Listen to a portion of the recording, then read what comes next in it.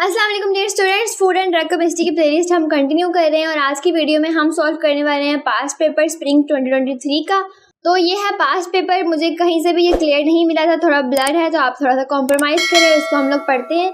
3 question हैं जिसको हम इस वीडियो में डिस्कस करेंगे। फर्स्ट क्वेश्चन आता है, how common adulterants in food are detected by different methods. Different methods के हम लोग स्टडी करेंगे जिनके जरिए से हम लोग फूड के अंदर जो प्रेजेंट अडल्ट्रेंट्स हैं उनको एग्जामाइन या डिटरमाइन कर सकते हैं, जिनको हम डिटेक्ट कर सकते हैं। तो स्टूडेंट्स, अडल्ट्रेंट्स के ऊपर ऑलरेडी मैं एक वीडियो बना चुकी हूँ। अगर आपको वो अभी तक नहीं आपने देखी तो उसका लिंक आपको डिस्क्रिप्शन में मिल जाएगा या कमेंट में मुझसे पूछ लीजिएगा, मैं आपको लिंक प्रोवाइड कर दूंगी। उसमें अडल्ट्रेंट्स के ऊपर बहुत सारे मैंने टॉपिक्स जो हैं और सब टॉपिक्स आपको बताए हैं और ये आपके एग्जाम में बहुत इंपॉर्टेंट टॉपिक है।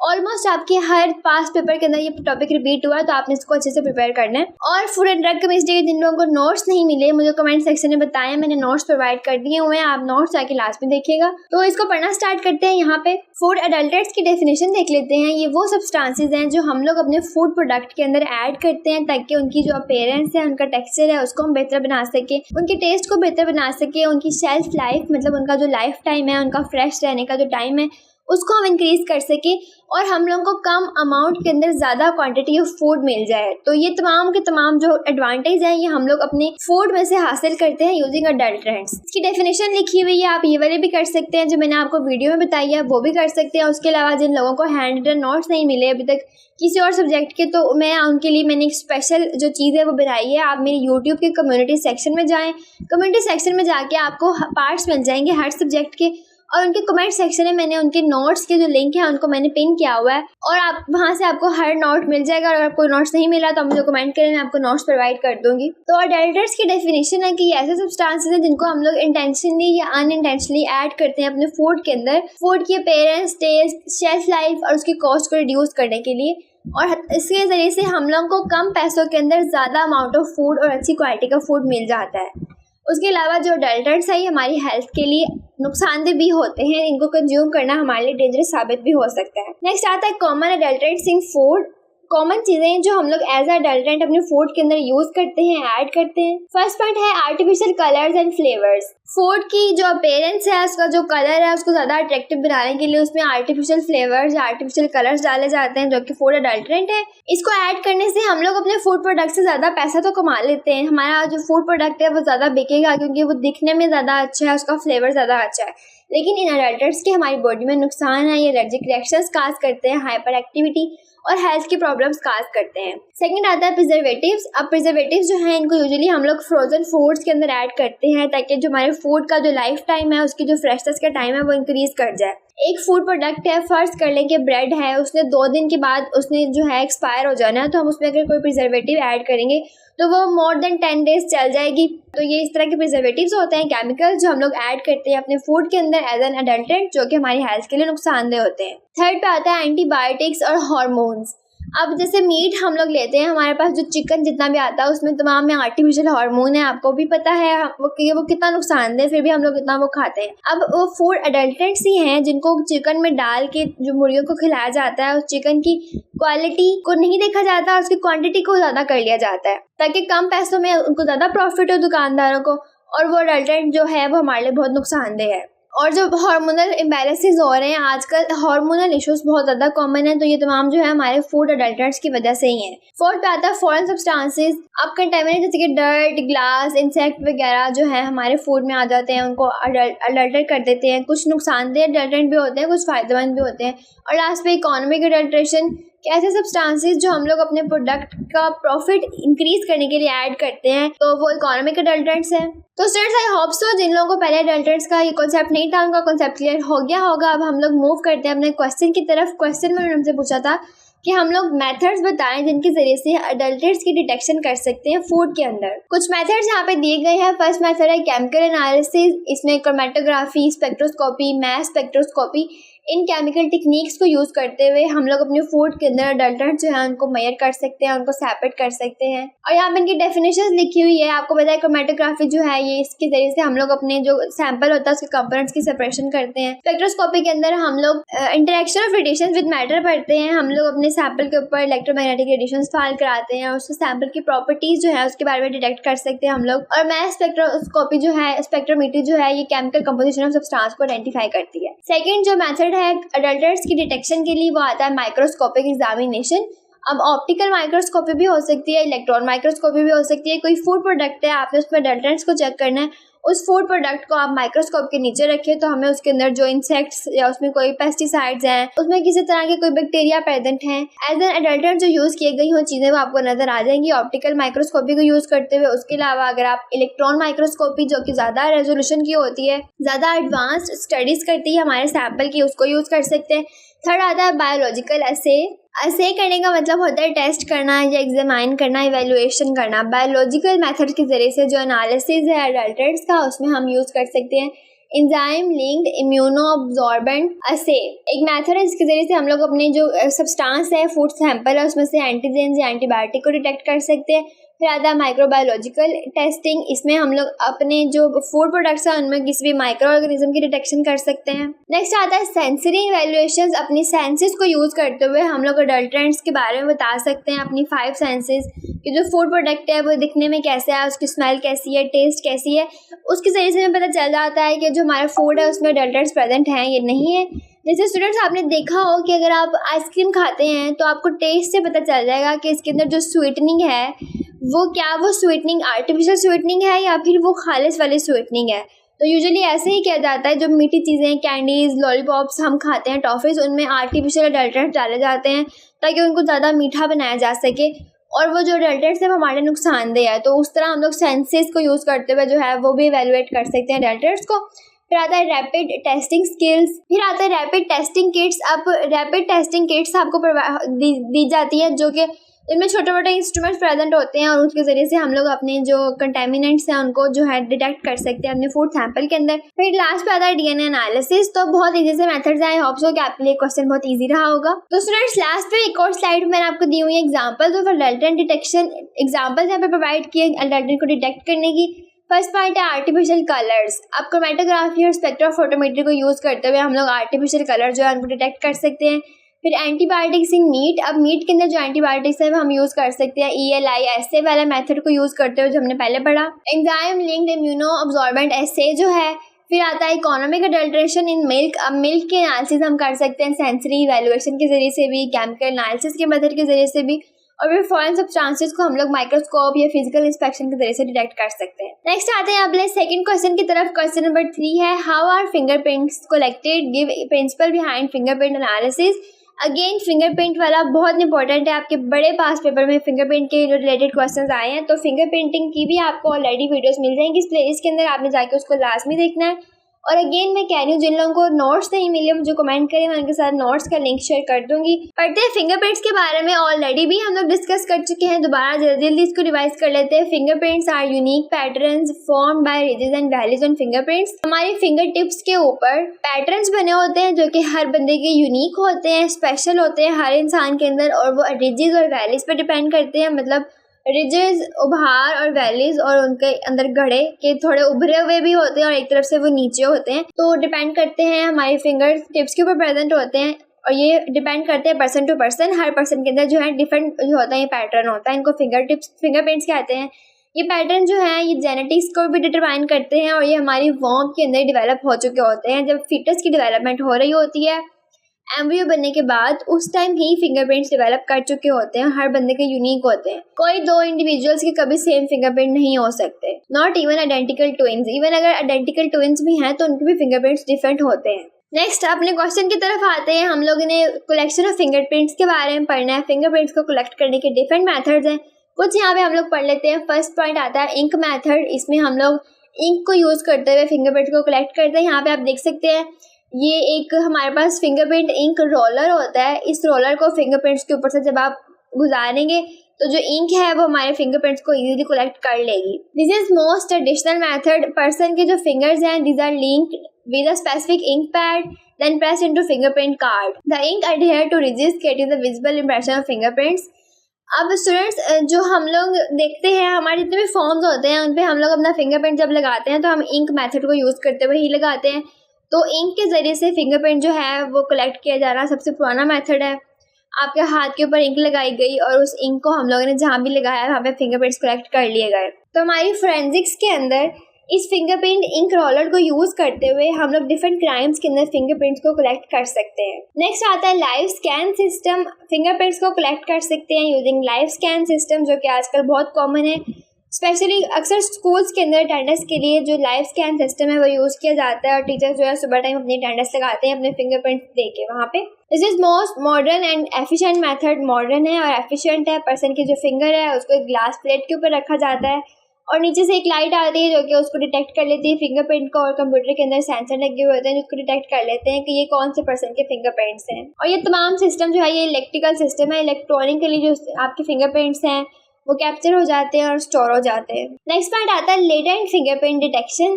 तो जिन लोगों ने फिंगरप्रिंटिंग वाली मेरी वीडियो देखी है उनके लिए ये वाले जो टर्म्स है लेटेंट का वर्ड ये बिल्कुल भी आम नहीं होगा। ये हम लोग ऑलरेडी चीज़ें डिस्कस कर चुके हैं, तो आपने वो वीडियो लाजमी देखनी है। लेटेंट फिंगरप्रिंट जो हैं ये वो फिंगरप्रिंट्स होते हैं that are invisible prints left behind on surfaces. ये इनविजिबल प्रिंट्स होते हैं, सर्फेसेस के ऊपर लगे हुए होते हैं। इनको हम लोग डिफरेंट टेक्निक्स को यूज़ करते हुए उठाते हैं।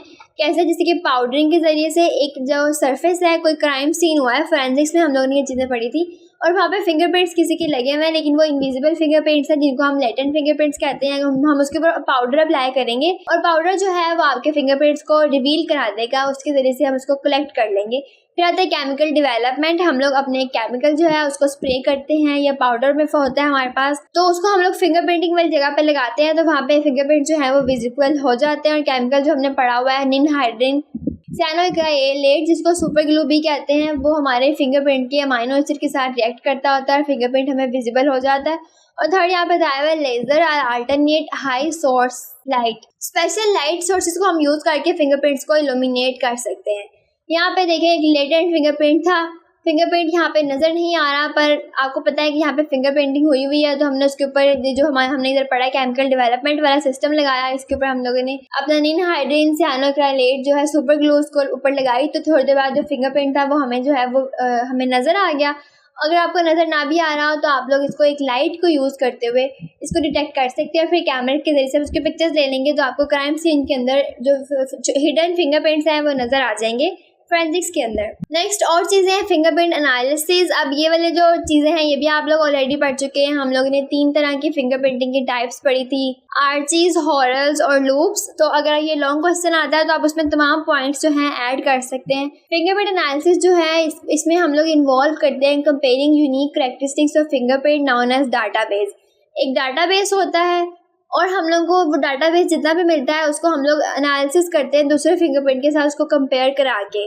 उस कैरेक्टरिस्टिक्स में हमारे पास माइनूशिया हो सकता है, ये जनरल पैटर्न होते हैं। Minutiae small unique features of ridges such as ridges ending, bifurcation and dots. Minutiae हम लोग फिंगरप्रिंट के पैटर्न्स को बोलते हैं। इसकी डेफिनेशन में हम लोग पढ़ चुके हैं। अब फिंगरप्रिंट एनालिसिस के अंदर हम लोग माइनूशिया के ऊपर जो है फोकस करते हैं। हम देखते हैं कि फिंगरप्रिंट्स की रिजेस की एंडिंग किस तरह की है, उसकी बाइफर्केशन आपको हम कहते हैं डिवाइड किस तरह से हुए हैं, मतलब उनके अंदर सेपरेशन कैसी है, उसमें डॉट्स किस तरह के लग रहे हैं।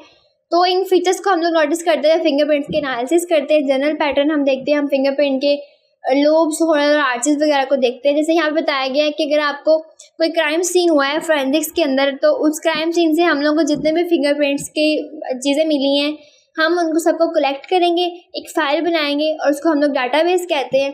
फिर उसके अलावा जितने भी सस्पेक्टेड पर्सन हैं उस क्राइम सीन के, उन सब के फिंगरप्रिंट्स हम लेंगे और जो हमें रिजल्ट्स मिले हैं अपने फाइल के अंदर, डाटाबेस के अंदर, उन सबको हम लोग रिजेंबल कराएंगे। इनके अंदर हम देखेंगे कि उनकी रिजेस एंडिंग कैसी थी, उनमें हॉरल्स हैं, लूप्स हैं, आर्चीज हैं, उनके डॉट्स, उनके बाइफर्केशन, ये तमाम चीज़ें हम लोग रिलेट कराएंगे, कंपेयर करेंगे। तो इस तरह से हम लोग फिंगरप्रिंट एनालिसिस कर सकते हैं इन एनी क्राइम सीन। और लास्ट में हमसे पूछा था कि प्रिंसिपल क्या होता है फिंगरप्रिंट एनालिसिस के पीछे, तो सबसे जो इम्पोर्टेंट प्रिंसिपल है वो यूनिकनेस है कि हर बंदे का जो फिंगरप्रिंट है वो यूनिक होता है। जब हम लोग 2 लोगों के फिंगरप्रिंट को कंपेयर करेंगे आपस में तो हम लोगों को उसकी सिमिलैरिटीज़ और उसकी डिफरेंसेस पता चल जाएंगी।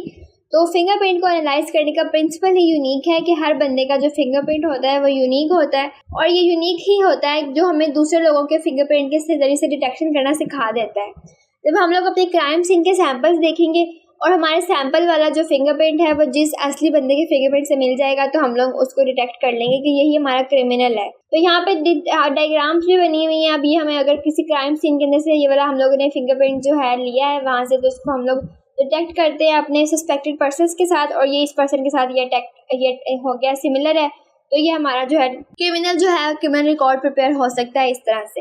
यही बात यहाँ पे बताई गई है कि जो प्रिंसिपल है it is based on uniqueness of fingerprint. उसके अलावा हर पर्सन का जो फिंगरप्रिंट होता है वो यूनिक होता है, वो अनचेंज रहता है through out the life.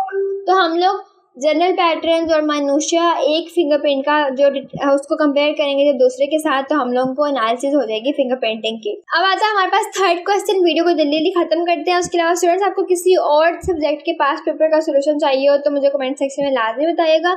Nuclear का जो लोग बता रहे थे, न्यूक्लियर का रेडियोमेट्रिक वाला क्वेश्चन आप लोगों ने नहीं पढ़ा था, मैंने आपको करवा दिया था, उसके नोट्स चाहिए तो वह भी आपको मिल जाएंगे। और उसके अलावा कोई और क्वेश्चन है न्यूक्लियर का तो आप कमेंट करें, उस क्वेश्चन के ऊपर मैं सेपरेट वीडियो बना दूंगी।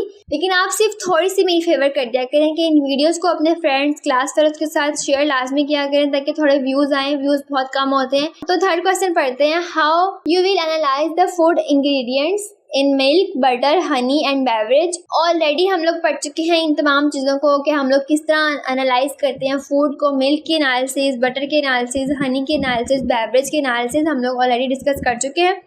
और जिन लोगों को हनी बटर वाले टॉपिक नहीं मिले थे उनके मैं दोबारा से बता दूं कि एक पास पेपर है जो पिछले साल वाला मैंने सॉल्व किया हुआ है। तो उस पास पेपर की वीडियो के अंदर मैंने इन तमाम एनालिसिस की वीडियो जो टॉपिक्स हैं इनको मैंने दिया हुआ है। तो चलिए इसको पढ़ते हैं। क्वेश्चन है, हमने पढ़ना है कि हम लोग कैसे एनालाइज करते हैं अपने फूड इंग्रेडिएंट्स को मिल्क, बटर, हनी और बेवरेज के अंदर। Analysing food ingredient involve breaking down product into its constituent components to determine their composition, quality and safety. Analysing की डेफिनेशन ये है कि इसमें हम लोग अपने फूड प्रोडक्ट के ब्रेक डाउन करते हैं उसके पार्ट्स के अंदर। हम अपने फूड प्रोडक्ट की कंपोजिशन कि वो किन किन चीज़ों से मिलकर बना है, उसकी क्वालिटी, उसकी क्वांटिटी, उसकी सेफ्टी, इन सब चीज़ों के बारे में डिटेक्ट करते हैं यूजिंग डिफरेंट मेथड्स। मिल्क को एनालाइज करने के मेथड है, पहले आता है फिजिकल एनालिसिस। हम उसको फिजिकली देखेंगे कि किस तरह का वो लग रहा है, उसकी डेंसिटी को हम लोग जो है मेजर कर सकते हैं, उसकी विस्कोसिटी को मेजर करके हम लोग एनालाइज कर सकते हैं उसको, उसके कलर को मेजर करके। फिर आता है केमिकल एनालिसिस, जैसे कि मिल्क की प्रोटीन्स को डिटेक्ट करना, उसके फैट, उसके लैक्टोज, उसकी एसिडिटी, इन तमाम चीज़ों को हम लोग एनालाइज कर सकते हैं डिफरेंट मेथड्स को यूज़ करते हुए। जैसे यहाँ पे हमने कुछ मेथड, गड़बड़ मेथड हम लोग ऑलरेडी डिस्कस कर चुके हैं। तो ये तमाम मेथड जो हैं ये आप लोग ऑलरेडी भी पढ़ चुके हैं, लेकिन अगर फिर भी कोई क्वेश्चन हो तो आप मुझसे कमेंट सेक्शन में पूछ सकते हैं, मैं आपको आंसर कर दूँगी कमेंट के अंदर ही। और फिर आता है माइक्रोबियल एनालिसिस, हम कर सकते हैं मिल्क का, मिल्क के अंदर जो माइक्रोब्स प्रेजेंट है उनके एनालिसिस। इसमें आता है टोटल प्लेट काउंट, उसके अंदर नंबर ऑफ बैक्टीरियाज को हम काउंट कर सकते हैं इस टेस्ट से। ई कॉइल का टेस्ट हम कर सकते हैं, अदर पैथोजेंस का हम टेस्ट कर सकते हैं, और मिल्क की जो एनालिसिस है वो कर सकते हैं। नेक्स्ट आता है बटर एनालिसिस। इसकी फिजिकल एनालिसिस हम कर सकते हैं इसके मॉइस्चर के कंटेंट को मेजर करके, इनके साल्ट के कंटेंट को मेजर करके, इसके टेक्सचर, इसकी शेप को देख के। फिर केमिकल एनालिसिस हम कर सकते हैं, उसमें इसकी फैट के कंटेंट को हम डिटरमाइन कर सकते हैं यूजिंग डिफरेंट मेथड्स। यहाँ पे बटरोमीटर बताया गया। बटरोमीटर एक ऐसा मीटर है जो कि बटर के अंदर फैट कंटेंट को एनालाइज करेगा। इसकी एसिडिटी को हम डिटरमाइन कर सकते हैं। तो एसिडिटी को चेक करने से हम उसकी डिग्री ऑफ रेंसिडिटी को मेजर कर लेते हैं। अब रेंसिडिटी क्या चीज़ होती है? जब हम लोग बटर, फैट्स या ऑयल को बाहर खुला रखते हैं लंबे अरसे के लिए तो वो ऑक्सीडाइज हो जाते हैं और रेंसिड बन जाते हैं। रेंसिड का मतलब ये है कि वो ओल्ड बन जाते हैं, थोड़े फ्रेश नहीं रहते, तो उनकी स्मेल और टेस्ट जो है वो चेंज हो जाता है। इस चीज़ को हम लोग रेंसिडिटी कहते हैं। तो हम लोग रेंसिडिटी की डिग्री को मेजर कर सकते हैं अगर हम अपने बटर के एसिड लेवल को चेक कर लें। नेक्स्ट टॉपिक है हनी के एनालिसिस। इसकी फिजिकल एनालिसिस में हम लोग इसकी विस्कोसिटी को मेजर कर सकते हैं कि कितना थिक है, कितना गाढ़ा है। इसके कलर को हम देख के बता सकते हैं कि कितना प्योर है, कितना नहीं। और फिर आता है केमिकल एनालिसिस। इसमें शुगर कॉन्टेक्स्ट एनालिसिस है, वाटर कॉन्टेक्स्ट, ऐश कॉन्टेक्स्ट। तो इन तमाम कॉन्टेक्स्ट को हम एनालाइज करके बटर जो हमारा हनी है इसकी क्वालिटी या क्वांटिटी के बारे में हम बता सकते हैं। फिर आता है माइक्रोबियल एनालिसिस। उसमें यीस्ट या मोल्ड के काउंट्स जो हैं उनको हम लोग माइक्रो ऑर्गेनिज्म को डिटेक्ट कर सकते हैं यूजिंग माइक्रोबियल एनालिसिस। और लास्ट पार्ट हमारा आता है बेवरेजेस। बेवरेजेस के टॉपिक के ऊपर वीडियो नहीं है इस प्लेलिस्ट के अंदर, लेकिन ये वाला टॉपिक मैंने आपको लास्ट ईयर अपनी कम्युनिटी सेक्शन के अंदर प्रोवाइड किया था, तो उसका लिंक मैं आपको डिस्क्रिप्शन में प्रोवाइड कर दूँगी। जिनको चाहिए वो कमेंट कर दें, मैं उनको कमेंट में उनका लिंक प्रोवाइड कर दूँगी। बेवरेज का फिजिकल एनालिसिस करने कर सकते हैं हम लोग उसका कलर देख के, उसकी क्लैरिटी देख के, उसकी स्पेसिफिक ग्रेविटी देख के। अगर पानी से उसकी ग्रेविटी डेंसिटी को हम मेजर करेंगे तो हमें उसकी प्रॉपर्टीज़ का पता चल जाएगा कि बेवरेज कैसा है। हमारा जो शरबत है वो गाढ़ा है या पतला है, तो उससे आपको उसकी क्वालिटी का भी पता चल जाएगा फिर आता है केमिकल एनालिसिस, हम उसकी एसिडिटी को मेजर कर सकते हैं, उसकी शुगर, अल्कोहल और कैफीन के कंटेंट को मेजर कर सकते हैं डिफरेंट मेथड्स को यूज़ करते हुए। और फिर आता है लास्ट पे माइक्रोबियल एनालिसिस, हम लोग प्लेट काउंट और पैथोजेंस की टेस्टिंग करके हम लोग अपने जो बेवरेजेस हैं इनके एनालिसिस कर सकते हैं। लास्ट पे ये वाली टेक्निक्स हैं जो इनको भी आप ऐड कर सकते हैं किसी भी टॉपिक के अंदर। स्पेक्ट्रोस्कोपी, क्रोमेटोग्राफी और मैस स्पेक्ट्रोस्कोपी बहुत कॉमन टेक्निक्स है, इसको हम लोग किसी भी चीज़ के एनालिसिस के लिए हम लोग इनको यूज़ कर सकते हैं। तो स्टूडेंट्स, वीडियो आपको कैसी लगी है मुझे कमेंट सेक्शन में लाजमी बताया करें और काइंडली मुझे मेरे सोशल मीडिया अकाउंट्स के ऊपर फॉलो करें और मेरी हेल्प करें मेरे नए टिकटॉक अकाउंट को ग्रो करने में। उसके ऊपर मुझे फॉलो करें, अपने क्लास फ्रेंड्स के साथ शेयर करें और आपको जिस चीज़ के नोट्स चाहिए मुझे कमेंट करें, मैं आपको अपने टिकटॉक अकाउंट के ऊपर अपलोड कर दूंगी, उनको लिंक प्रोवाइड कर दूंगी आपको। अल्लाह हाफिज़ students, all the best for your exam. मिलते हैं अगली वीडियो के अंदर।